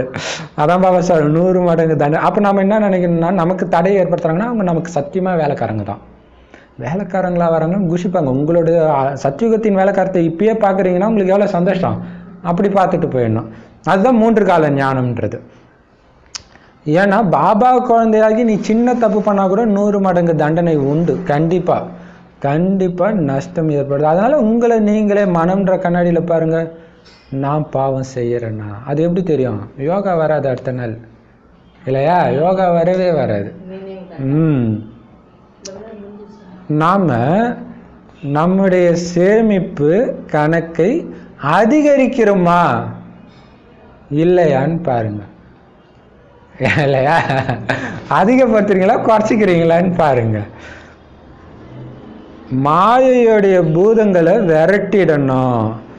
இந்த மாதிரி நிலையை அடையும் பொழுது இதயத்திலும் இடம் பெறலாம் என்றால் சிம்மாசனத்திலும் அமரலாம். இப்போ பாருங்க, செக் பண்ணிகிட்டே இருக்க சொல்கிறார். நான் ஏதாவது பாவம் செஞ்சுருக்கிறேன்னா, குறிப்பாக சரி பாவம் செய்யலை, சரி ஓகே சேமிச்சிருக்கிறேன்னா, நஷ்டம் ஏற்படலை, ஆனால் சேமிப்பு அது அதிகமாகுதா? தினம் நேற்று 1 மணி நேரம்னா இன்றைக்கி 1.5 மணி நேரம் நினைவு, பக்கா நினைவு, அடுத்தது 2 மணி நேரம், அப்படி அதிகமாகிட்டு இருக்குதா? நேற்று ஒரு 10 இடத்துல ஸ்ரீமத்தை மீறிட்டேன்னா இன்றைக்கி 9 குறைச்சிக்கிட்டே வரணும் இல்லையா? ஆனால் எல்லாருக்கிட்டையும் குறை இருக்குது, கண்டிப்பாக அதை நீக்கிட்டே இருக்கணும். ஸோ இதெல்லாம் செக் பண்ணுங்கள். மாயையின் பூதத்தை விரட்டிடணும். எப்போ நீங்கள் அந்த நிலையை அடையிறீங்களோ அப்போ தான் பாபாவுடைய இதய சிம்மாசனத்துலையும் உட்கார முடியும், சத்தியுகத்தில் தங்க சிம்மாசனத்துலையும் உட்கார முடியும். ஸோ பூதத்தை விரட்டுறதுல தான் இருக்குது. பூதமும் வச்சுக்கிட்டு பாபா இதயத்துலையும் உட்கார முடியாது. ஏதாவது ஒன்று தான். நம்முடைய சிம்மாசனம் என்னவா இருக்குது அப்படின்னு உங்களுக்கே தெரியும்.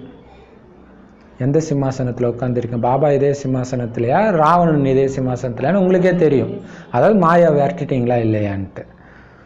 சிவபாபாவுடைய கோயிலை கட்டுறீங்கன்னா, துவாபர யுகத்தில் சிவனுடைய கோயில், இங்கே இருக்கிற எல்லா சிவன் கோயிலும் நீங்கள் தான் கட்டியிருப்பீங்க ஏதோ ஒரு ஜென்மத்தில். அப்போ துவாபர யுகத்தில் வைரத்திலேயே கட்டியிருக்கிறாங்க சிவனுடைய கோயிலை. அது முகமது கஜினி 17 முறை ஒட்டகம் ஃபுல்லாக நிறச்சி எடுத்துகிட்டு போனாராம். அப்போ எவ்வளோ இருந்திருக்கும் பாருங்கள். இப்போ வைரம் ஒரு பொட்டு அளவு கூட எங்கேயும் பார்க்க முடியல. அப்படின்னா அது துவாபரகத்தில் தான். நரகத்தில் தான் நீங்கள் அவ்வளோ பணக்காரராக இருந்தீங்கன்னா, சொர்க்கத்தில் நீங்கள் எப்படி இருந்திருப்பீங்க? உங்கள் மாளிகை எவ்வளோ உயர்ந்ததாக அழகாக இருந்திருக்கும் பாருங்கள், யோசிச்சு பாருங்கள். நான் உங்களை உலகத்துக்கே அதிபதியாக மாத்துறேன், உங்ககிட்ட அளவற்ற செல்வம் இருக்கும், பிறகு நீங்கள் என்னுடைய கோயிலை கட்டுறீங்க. ஸோ அதோடைய நன்றி கடனாக தான் நம்மளே அறியாமல் கட்டுறோம். துவாபரகத்தில் மறந்துடுவீங்க எல்லாமே, பட் இருந்தாலும் கோயிலை கட்டுறீங்க. ஏன்னா உலகத்துக்கே அதிபதி, உங்களுடைய செல்வத்தை அளக்கவே முடியாது. முழு பணத்தையும் கோயில் கட்டுறதுலேயே பயன்படுத்த மாட்டீங்க. அப்போ உங்ககிட்ட எவ்வளோ இருந்திருக்கும் யோசிச்சுப்பாங்க. அப்படியே சொத்தையெல்லாம் அடகு வச்சு எல்லாம் ஒன்றும் அங்கே பண்ண மாட்டீங்க, கொஞ்சம் தான் கட்டுவீங்க. அந்த கோயிலே அப்படி இருந்துச்சுன்னா, இப்போ பாபா சொல்றது வந்து சத்தியுகத்துடைய வீட்டையும் சொல்லலை. துவாபரயுகம் விக்ரமாதித்தர் கட்டுறாரு அப்படின்னா, விக்ரமாதித்தர் தான் இந்த சோமநாதர் ஆலயத்தை கட்டுறாரு. ஆனால் அப்பயே ஒன்றும் முழு சொத்தையும் போட்டு கட்ட மாட்டீங்கன்னா, அப்போ உங்களுடைய வீடு எப்படி இருந்திருக்கும்? எப்படி சூப்பராக சொல்கிறாரு இல்லையா, யோசிச்சு பாருங்க. அப்போ துவாபரயுகத்திலே அப்படி இருந்திருக்கோன்றார். இப்போ நாம் உலகத்துக்கு அதிபதியாக இருந்தோம்னு நீங்கள் தெரிஞ்சுக்கிட்டீங்க. அங்கே விஸ்வ மகாராஜாவுக்கு தான் செல்வத்தின் வள்ளல்னு சொல்லுவாங்க. அவர் பக்தி மார்க்கத்தில் கூட பாருங்க எவ்வளவு பெரிய கோயிலை கட்டியிருக்காங்க. அப்போ செல்வத்தின் வள்ளல் யாருன்னா சத்தியுகத்தின் விஸ்வ மகாராஜா, உலகத்துக்கே மகாராஜா ஸ்ரீ நாராயணன், ஸ்ரீராமர் இல்லையா? நீங்களும் கோயிலை கட்டுறீங்க பக்தி மார்க்கத்தில். அப்போ அங்கே விஸ்வ மகாராஜா யாரு? பிரம்ம பாபா நாராயணன். அவரே பக்தி மார்க்கத்தில் எவ்வளோ பெரிய கோயிலை கட்டினார், நீங்களும் கட்டினீங்க. துவாபர யுகத்தில் எல்லா ராஜாக்கள் கிட்டேயும் கோயில் இருக்குமா, அவங்களுக்கு அது ஒரு பெருமையாக கட்டுவாங்க போல இருக்குது இல்லையா? கோயில் இருக்கும்.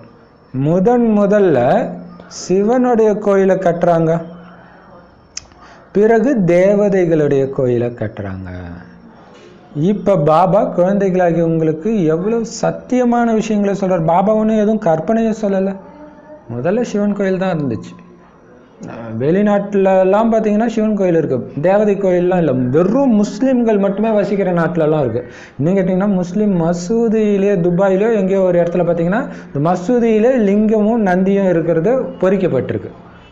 அப்போ பாருங்கள், அப்போ முதல்ல யாருக்கு கட்டினது? சிவபாபாவுக்கு தாங்க. அதுக்கப்புறம் தான் தெய்வங்கள் தேவதைகளுக்கு கட்டுறாங்க, நாராயணன், ராமர், அந்த மாதிரி.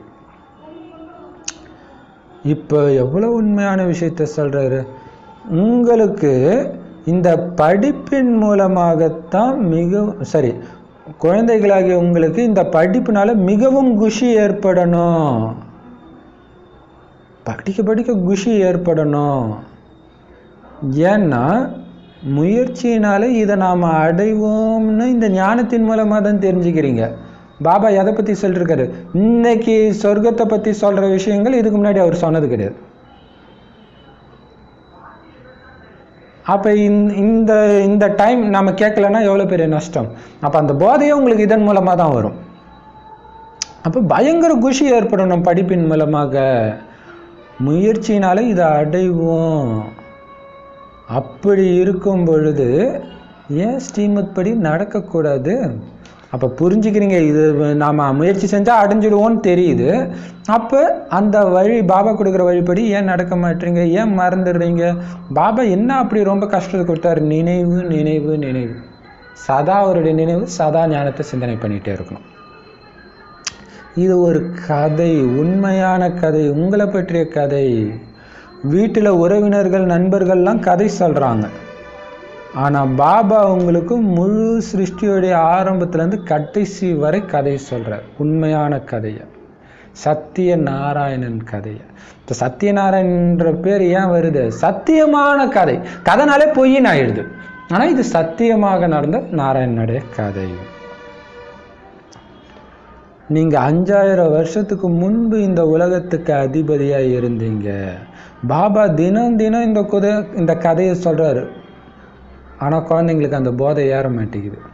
இதை கேட்டாலே உங்களுக்கு குஷி ஏற்படணும், படித்தாலே குஷி ஏற்படணுன்றது என்னது? நீங்கள் தான் அப்படி இருந்தீங்க. அதை கேட்கும்பொழுதே இப்போ உங்களுக்கு யாராவது படத்தை பார்த்துட்டு ஒரு கதை சொல்கிறாங்க. நீங்கள் உதாரணத்துக்கு ஒரு நடிகருடைய ஃபேமஸான தீவிர ரசிகர்னு வச்சுக்கலாம். ஆனால் உங்களால் ஃபஸ்ட் நாள் பார்க்க முடியல. பார்த்துட்டு சொல்கிறேன்னு வச்சுக்கலாம், ஓ தலைவர் ஃபஸ்ட்டு வந்தோடனே இப்படி வர்றாரு அப்படி வர, அவன் சொல்லும்போதே உங்கள் மைண்டில் அப்படிலாம் ஓடும் இல்லையா? ஏன்? உங்களுக்கு அவரை பிடிச்சதுனால. அப்போ பாபா இங்கே சொல்கிறாரு, அதுவும் உங்கள் கதையை சொல்கிறாரு, ஆனால் மைண்டில் ஓட மாட்டேங்குது. அதனால தான் போதை வரல. இவ்வளோ நாள் சொல்லும்போது உங்களை நாராயணனா நினச்சிங்களா? நாராயணன் அங்கேருந்து இந்த மாதிரி ஐயோ எப்படி இருந்திருக்கும் அந்த வைடூரியம் மைண்டில் வந்துச்சா? சிவாஜி படத்தில், ரஜினி படம் சிவாஜியில் ஆம்பல் ஆம்பல்னு ஒரு பாட்டு வரும்ல, அதிலே ஒரு மாளிகை காட்டுவாங்க. அதை பார்க்கும்போதே பிரம்மாண்டமாக இருக்கும். அதில் ஒன்றும் தங்கம்லாம் இருக்காது, பட் இருந்தாலுமே அதுவே பயங்கரமாக இருக்கும். அப்போ இது எப்படி இருக்கும்? அதான் பாபா சார் தினம் தினம் உங்களுக்கு இந்த கதையை சொல்கிறார், அந்த போதை ஏற்றுறதுக்காக. நீங்கள் குழந்தைகளாகிடுங்க, ராஜ்ய பாக்கியம் அடையிறதுக்கு தன்னை தகுதியாக்கிக்குங்க. குழந்தைங்கெல்லாம் கதை சொல்லுமா, கதை சொல்லுப்பா அப்படின்லாம் சொல்லும் தெரியுமா? அந்த கதை சொல்லும்போது அப்படியே அதுவாகவே மாறி அது கேட்கும். ஆனால் நம்ம அப்படி கேட்கறது இல்லை. அப்போ குழந்தையா இருந்து கேட்கறது இல்லை இல்லையா? இப்போ பாபா சொல்றாரு, குழந்தையாக்கிடுங்க, ராஜ்ய பாக்கியம் அடையிறதுக்கு உங்களை தகுதியாக்கிக்குங்க. பாபா குழந்தையானாலே தகுதி ஆகணும் இல்லையா? இது சத்திய நாராயணனுடைய கதை. இந்த கதையை நீங்கள் கேட்டு மற்றவங்களையும் அமரர் ஆக்கிறதுக்காக நீங்கள் சொல்லணும். அதனால இது அமர கதை இல்லையா? அமரர்னா என்னது? அழிவற்றவர் இல்லையா? அழிவற்றவராக நீங்கள் ஆக்கணும். கேட்டதை நீங்கள் மற்றவங்களுக்கும் சொல்லணும், அப்போ தான் அது தாரணை ஆகும். பிறகு பக்தி மார்க்கத்தில் கதைகளை சொல்லுவாங்க இல்லை, இதோடைய நினைவாக அவங்க வேற ஒரு கதையை உருவாக்கி சொல்லிட்டு இருப்பாங்க.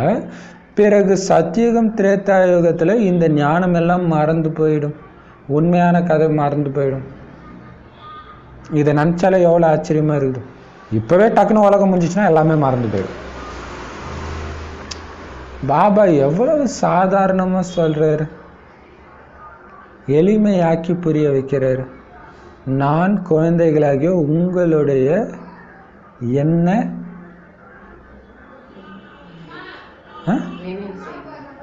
நான் குழந்தைகளாகிய உங்களுடைய என்ன வேலைக்காரன் அப்படின்னு பாபா சொல்றாரு. எவ்வளோ சாதாரணமாக சொல்கிறாருன்னு கேட்டார் இல்லையா? உங்களுடைய வேலைக்காரன் சொல்கிறார். எவ்வளோ பணிவு இருக்கணும் இல்லையா? கூப்பிட்ட குரலுக்கு ஓடி வந்துடுறாரு. நம்ம வீட்டு வேலைக்காரன் கூட கூப்பிட்ட உடனே எல்லாம் வர மாட்டாங்க. அதில் இப்போ இருக்கிறவங்களாம் வரவே மாட்டாங்க. அம்மா வேலை செய்கிறேன்னு இருமானாங்க இல்லையா? நீங்கள் துக்கம் அடையும் பொழுது எங்களை உலகத்துக்கு அதிபதியாக்குங்க, பதிதர்களை பாவனமாக்குங்கன்னு என்னை கூப்பிட்டீங்க. ஆனால் மனிதர்கள் இதை புரிஞ்சிக்கல இல்லையா? அதிபதியாக்குங்க, தூய்மையாக்குங்கன்னு கூப்பிடுறாங்கன்றதே புரிஞ்சிக்கல. துக்கம் அடையும் போது கூப்பிடுறதே உண்மையான அர்த்தம் அதுதான். துக்கத்திலேருந்து காப்பாத்துங்கன்னா அதிபதியாக இருந்த நான் அடிமையாயிட்டு மீண்டும் அதிபதியாக்குங்கன்னு அர்த்தம் இல்லையா? ஆனால் அதை புரிஞ்சிக்கல. தூய்மையாக்குங்கன்னு சொல்கிறாங்க, ஆனால் புரிஞ்சிக்கல. பாபா நம்மை பதிதத்திலேருந்து தூய்மையாக மாத்துறாரு அப்படின்னா பாபாவை ஒருபோதும் மறக்கக்கூடாது அப்படின்னு புரிஞ்சுக்கிறீங்க. அப்போ பாபாவை ஒரு வினாடி கூட நீங்கள் மறக்கலைன்னா ஒரு வினாடி விடாமல் சேவையில் மூழ்கி இருப்பீங்க. சேவை செய்யணும், உயர்ந்த சேவை செய்யணும், பாபாவை நினைக்கணும், மேலும் வீட்டிற்கு செல்லணும், நல்லதுன்னு வாங்கி முடிச்சிட்டார். ஒரு சினிமா பாட்டிலே வரும், எனது வீடு எனது வாசல் என்று வாழ்வது வாழ்க்கையா, 4 சுவருக்குள்ள வாழ நீ ஒரு கைதியா, இல்லையா? வீடு வேறல்ல நாடு வேறல்ல, ரெண்டும் ஒன்று தான் அப்படின்ட்டு. அப்போ நாம் இப்போ எப்படி இருக்கணும்? நம்ம குடும்பத்துக்குன்னே நேரத்தை வீணாக்கிட்டு இருக்கிறோம். அப்போ எப்போ உலக சேவை பண்ணுறது, இல்லையா? அப்போ பாபா சொல்கிறாரு, வீட்டுக்கு போகணும், பாபாவை நினைக்கணும், அந்த வீட்டுக்கு போகணும், இந்த வீட்டை மறக்கணும், அப்போ தான் போக முடியும், இல்லையா? நல்லது. இனிமையிலும் இனிமையான காணாமல் போய் கண்டெடுக்கப்பட்ட செல்லமான குழந்தைகளுக்கு தாய் தந்தை பாப் தாதாவின் அன்பு நினைவுகள் மற்றும் காலை வணக்கம். ஆன்மீக குழந்தைகளுக்கு ஆன்மீக தந்தையின் நமஸ்தே. ஆன்மீக தாய் தந்தைக்கு ஆன்மீக குழந்தைகளின் அன்பு நினைவுகள் மற்றும் நமஸ்தே. தாரணைக்கான முக்கிய சாரம், தினம் தினம் உங்களுடைய மனம்ன்ற கண்ணாடியில் என்ன பார்க்கணும்? நான் பாவம் செஞ்சேன்னா, எனக்கோ மற்றவங்களுக்கோ துக்கத்தை கொடுத்தனா, நஷ்டத்தை ஏற்படுத்திக்கிட்டேனா அப்படின்னு செக் பண்ணுங்க. புத்திசாலியாகி பாபாவுடைய வழிபடி நடங்க. பாபாவுடைய பேரை கெடுக்கிற மாதிரி இருக்கக்கூடாது. ஏன்னா 21 பிறவிக்கு ஆஸ்தி, பேரை கெடுத்துடலாம், பாபாவை கஷ்டம் கூட படுத்தலாம், ஆனால் யாருக்கு நஷ்டம்? நமக்கு தான் நஷ்டம். அப்போ புத்திசாலி குழந்தை என்ன பண்ணணும்? பாபா வழிபடி நடக்கணும். அப்படின்னா என்ன பண்ணோம்? பூதத்தை எல்லாத்தையும் விரட்டணும், நம்மக்கிட்ட இருக்கிற பூதத்தை விரட்டணும். பாபா சொல்கிற சத்திய செய்தி அல்லது சத்திய நாராயணன் கதையை கேட்டு மற்றவங்களுக்கும் சொல்லணும். வரதானம், நானும் என்னுடைய பாபாவும் அப்படிங்கிற விதி மூலமாக ஜீவன் முக்தி நிலையை அனுபவம் செய்யக்கூடிய சகஜயோகி ஆகுங்க. அதுக்கு விளக்கம், பிராமணன் ஆகிறது அப்படின்னா என்ன அர்த்தம்னா, தேகம் சம்பந்தம் மற்றும் சாதனங்களுடைய பந்தனத்திலிருந்து விடுபடுறதுன்னு அர்த்தம். பிராமணன்னாலே வைராக்கியமானவன், இல்லையா? அப்ப தேகத்தின் சம்பந்தத்தை அறுத்தெறிந்தவன், உறவுகளின் சம்பந்தம், சாதனங்களின் சம்பந்தம், எல்லாத்திலிருந்தும் எல்லா பற்றிலிருந்தும் விடுபடுறவங்களுக்கு பேர் தான் பிராமணன். தேகத்தின் உறவினர்கள், தேகத்தின் உறவினால சம்பந்தம் கிடையாது. உடம்புடைய அம்மா அப்பா கணவன் குழந்தை இவங்க யாருமே தேகத்தின் உறவுனால உங்களுக்கு இப்ப சம்பந்தம் கிடையாது. வேற என்ன சம்பந்தம்? ஆன்மீக சம்பந்தம். ஒருவேளை யாராவது யாருடைய வசமாவது அல்லது மற்ற பொருட்களின் வசமாகவோ ஆகிட்டாங்கன்னா அதுக்கு பேர் பந்தனம். ஆனா பிராமணன்னாலே ஜீவன் முக்தி நிலை, கவலையற்ற மகாராஜா, எதை பத்தியும் கவலை இல்லை. ஆத்மா ஆத்மா, அந்த ஆத்மாவுடைய நடிப்பு, அந்த ஆத்மாவை காப்பாற்றுறது என் பொறுப்பு கிடையாது, அது என்னால முடியவும் செய்யாது. அதான் இன்னைக்கு வாணியே, இல்லையா? அப்ப நான் எதுக்கு அதை பத்தி கவலை பண்ணணும்? என்னால முடியாத ஒரு விஷயத்த நான் ஏன் கவலை பண்ணும்? எல்லாத்துல இருந்தும் விடுபட்டு ஒரு பாபா நினைவு செஞ்சு சக்தியை மட்டும் பரப்பிட்டே இருங்க. இதுதான் ஜீவன் முக்தி நிலை. பிராமணனாலே ஜீவன் முக்தி நிலையை அனுபவம் செய்யறாங்க, எதை பத்தியும் கவலைப்படுறதில்ல. மற்றவங்க மேல வசப்படுங்க, இவங்க என்னுடையவங்க, அவங்கள நான் தான் பாதுகாக்கணும், நான் தான் காப்பாற்றணும் அப்படின்னு நினைச்சீங்கன்னா அதுக்கு பேர் பந்தனம். எதுவரை கர்மேந்திரியங்களுடைய ஆதாரத்துல இருக்கிறோமோ அதுவரை நீங்க கர்மங்கள் செஞ்சுதான் ஆகணும். அதாவது உடலுக்குள்ள இருக்கிறவரு நீங்க காரியங்கள் செஞ்சுதான் ஆகணும். ஆனாலும் அந்த கர்மத்தின் பந்தனமாகிடக்கூடாது. அதை நான் தான் செய்யணும் அந்த உணர்வு இருக்கக்கூடாது. கர்ம சம்பந்தம், அவ்வளோதான். கையினால இதை செஞ்சிட்டேன், கை செஞ்சிச்சுன்னு கை சந்தோஷப்படுமா? அந்த மாதிரி தான் நான் செஞ்சேன்ற உணர்வும் உங்களுக்கு இருக்கக்கூடாது. கர்ம சம்பந்தம், கை மூலமாக அதை செஞ்சேன், அதே மாதிரி இது மூலமாக அதை செஞ்சேன், அவ்வளோதான். யார் அந்த அளவுக்கு விடுபட்டு இருக்கிறாங்களோ அவங்க எப்பயுமே வெற்றி மூர்த்தியாக இருக்கிறாங்க. தொட்டதெல்லாம் வெற்றி அவங்களுக்கு. இதுக்கான ஈஸியான வழி என்ன அப்படின்னா, நான் என்னோட பாபா. இந்த உலகத்தில் 2 பேர் தான் இருக்கிறோம். அப்படி இருந்தாங்கன்னா வேறு எதுலையுமே பார்க்குறதெல்லாம் பாபா மட்டும்தான். பாபா சொல்ற குழந்தை இது பண்ணு, பண்ணிட்டேன் பாபா. குழந்தை அதை பண்ணு, பண்ணிட்டேன் பாபா. வா பறந்து மேலே வா, வந்துட்டேன் பாபா. பாபா கூட விளையாண்டுருங்க, ஓடி பிடிச்சி விளையாடுற விளையாட்டு 3 உலகத்துக்கும் சுற்றிட்டு இருங்க. அப்படி இருந்தால் தான் தொட்டதெல்லாம் வெற்றி மூர்த்தி. தடையே இருக்க பாபா மட்டும் பார்ப்பீங்க. பாபா விளையாடுறாரு, பாபா இப்படி போ, வெற்றி இருக்குது, அந்த பக்கம் போ. கமாண்டர் சொன்னால் போர் வீரன் அப்படி தான் போகணும். கமாண்டருக்கு தெரியும் எப்படி போனால் வெற்றி அடைய முடியும். இந்த ஆன்மீக சேனையுடைய கமாண்டர் யார்? பாபா. அப்போ பாபா சொல்கிறாரு, நான் மற்றும் என்னுடைய பாபா. இந்த நினைவு தான் உங்களை சகஜ யோகியாக, வெற்றி மூர்த்தியாக, பந்தனத்திலேருந்து விடுபட்டவராக மாற்றிடுது. சர்வசாதாரணமாக பாபா நினைவு எப்போ வருது? பாபா இருக்கார், பாபா பக்கத்தில் இருக்கார். பாபா என்ன பாபா பண்ணணும் கேளுங்க, பாபாட்ட பேசுங்க, பேசிகிட்டே இருங்க. அப்போ தான் இந்த ஆனந்தத்தில் இருங்க. வீட்டில் உங்கள் கூட பாபா இருக்கணும். ஸ்தூலமாகவே நீங்கள் பாபா கூட பேசணும். ஸ்தூலமாகவே பாப்தாதா இங்கே உட்காந்துட்டு இருக்கிற மாதிரி ஃபீல் பண்ணுங்க. பாபா நான் இதை குடிக்கவா, பேசுங்க, ஜாலியாக பேசுங்க. இப்போ பாபா சொல்கிறாரு, ஒரு சிஸ்டருக்கு பார்த்தா கனவு வந்துச்சான். கடைசி நேரம் உலக அழிவு. குல்ஜார் தாதிக்கு பக்கத்தில் இருக்கிறாங்களாம். பக்கத்தில் இருந்து குல்ஜார் தாதி சொல்கிறாங்களாம், யாரோ ஒருத்தவங்க வெட்ட வராங்களாம். அப்புறம் வந்துட்டு போயிட்டாங்க.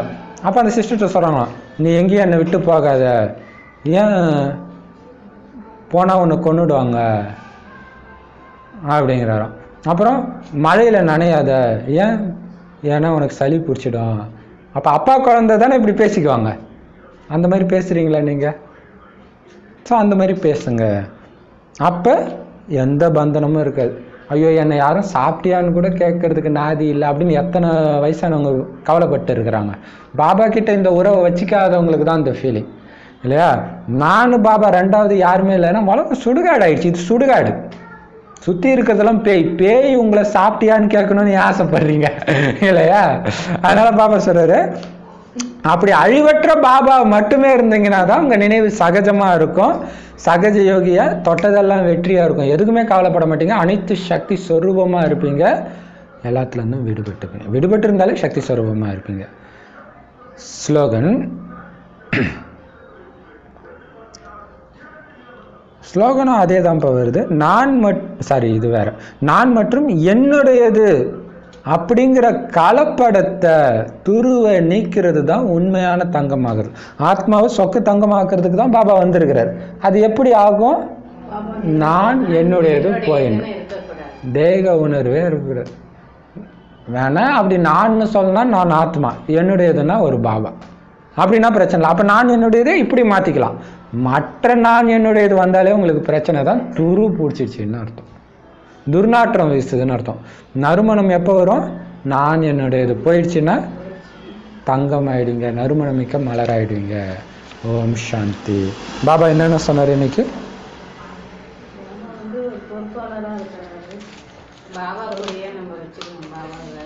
பாபா நம்ம அது அவருடைய பொறுப்பு தான். அதுக்கு தான் வர்றாரு. அந்த கவலை இருக்குதான். இத்தனை குழந்தைங்கள துடிக்கிறாங்க, என் குழந்தைங்கள காப்பாற்றணும், அதே மாதிரி நீங்களும் பண்ணணும் இல்லையா? நீங்களும் காப்பாற்றணும். நான் மட்டும் தப்பிச்சா போதுன்னு இருக்கக்கூடாது. சொந்தக்காரங்க சொன்னால் சிரிப்பாங்க, சிரிச்சா சிரிச்சிட்டு போட்டோம். தேகாபிமானம் போகிறதுக்கு தானே இது. நீங்கள் சொல்லுங்கள், ஓரளவாச்சும் சொல்லுங்கள். சொல்லிட்டு ரொம்ப பண்ணாங்கன்னா விட்டு வந்துடுங்க. நாடி பிடிச்சும் கொடுக்கணும். சரி. ஓம் சாந்தி.